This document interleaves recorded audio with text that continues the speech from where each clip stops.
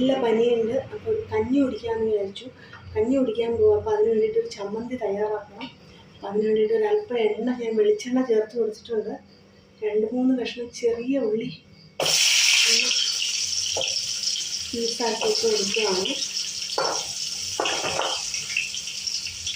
അതൊന്ന് ലൈറ്റായിട്ട് ഫ്രൈ ആക്കി എടുക്കണം. ഇത് തേങ്ങ ചിരണ്ടിയതും പച്ചമുളക് ചെറുതായിട്ട് കട്ട് ചെയ്ത് വെച്ചിട്ടുണ്ട്. ഇതിൽ നമുക്കൊരൽപ്പം ഉപ്പ് ചേർത്ത് കൊടുക്കാം. പച്ചമുളകിന് പകരം നമുക്ക് വറ്റൽമുളക് കൊടുക്കാം കേട്ടോ. വറ്റൽമുളക് കൊടുക്കുകയാണെങ്കിൽ നമ്മൾ എണ്ണയിൽ ഫ്രൈ ചെയ്തെടുക്കണം. എനിക്കിപ്പോൾ അധികം എരിവൊന്നും വേണ്ട, അതുകൊണ്ടാണ് ഞാൻ ഇങ്ങനെ ചെയ്യുന്നത്. അപ്പോൾ ജസ്റ്റ് ഒന്ന് വാടിയാൽ മതി.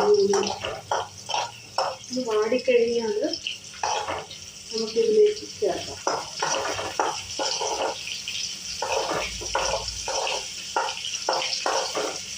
ഒരുപാടൊന്നും ഫ്രൈ ഒന്നും ആവണ്ട. ജസ്റ്റ് ആ ഉള്ളിയുടെ ആ പച്ച മണമൊക്കെ മാറിച്ചിട്ടുണ്ട്.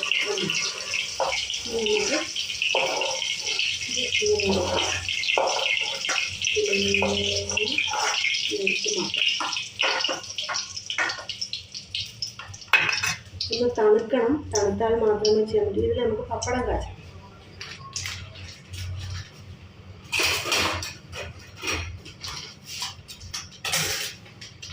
പപ്പടം ഫ്രൈ ചെയ്തെടുക്കാം.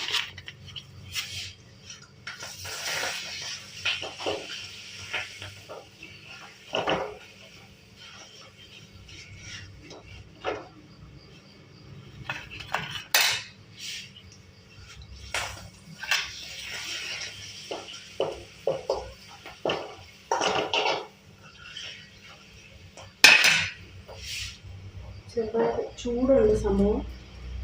അപ്പം നമുക്ക് ഇപ്പോൾ ഒന്നും ചെയ്യാൻ പറ്റില്ല. ജസ്റ്റ് ഒന്ന് തണുത്താൽ മാത്രമേ. വേറൊന്നുമില്ല. ഇതെല്ലാം കൂടെ മിക്സ് ചെയ്ത് ഒന്ന് കൈ കൊണ്ട് നന്നായിട്ട് ഉടച്ച്, സ്പൂൺ കൊണ്ടൊന്നും ഉടയ്ക്കരുത്. കൈ കൊണ്ട് നന്നായിട്ട് മിക്സ് ചെയ്തെടുത്തെങ്കിൽ മാത്രമേ ആ ടേസ്റ്റ് നന്നായിരിക്കുള്ളൂ. അങ്ങനെ എടുത്തു കഴിഞ്ഞാൽ നമുക്ക് കഞ്ഞി കുടിക്കാം സുഖമായിട്ട്. വേറൊന്നും വേണ്ട, അത് മാത്രം മതി കഞ്ഞി കുടിക്കാനായിട്ട്. പനിയായിട്ട് വരുമ്പോൾ വലിയ എരിവൊന്നും നമുക്ക് പറ്റത്തില്ല. അപ്പം നമുക്ക് ഇങ്ങനെ ഒരു ചമ്മന്തി ഉണ്ടാക്കുകയാണെങ്കിൽ പലതരം വെറൈറ്റിയിൽ നമുക്ക് ചമ്മന്തികൾ ഉണ്ടാക്കാം.